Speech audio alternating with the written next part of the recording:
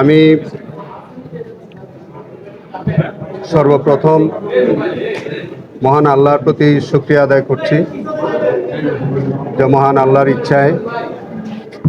আমি এই ট্রাইব্যুনালে চিফ প্রসিকিউটরের দায়িত্ব পেয়েছি। আমি মহান আল্লাহর কাছে সাহায্য চাইব যাতে এই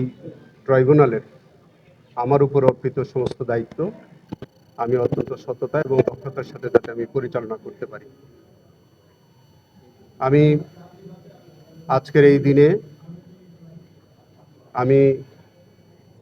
স্বাধীনতার যে সকল শহীদরা আত্মত্যাগ করেছেন, যে সকল মা বোনদের ইজ্জতের বিনিময়ে আমরা স্বাধীনতা অর্জন করেছি, সকল বীর মুক্তিযোদ্ধা, সকল জাতীয় নেতৃবৃন্দ, সবার প্রতি আমি গভীর শ্রদ্ধা প্রদর্শন করছি। আমি কৃতজ্ঞতা প্রকাশ করছি আমি যে দল করি, আমার দলের প্রতিষ্ঠাতা স্বাধীনতার মহান ঘোষক শহীদ রাষ্ট্রপতি জিয়াউর রহমান, আমার পরম শ্রদ্ধেয় নেত্রী দেশনেত্রী বেগম খালেদা জিয়া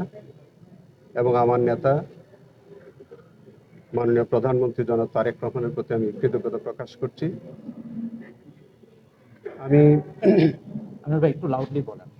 আমি এই ট্রাইব্যুনালের দায়িত্বভার গ্রহণ করার পরে আমার কাছে মনে হয়েছে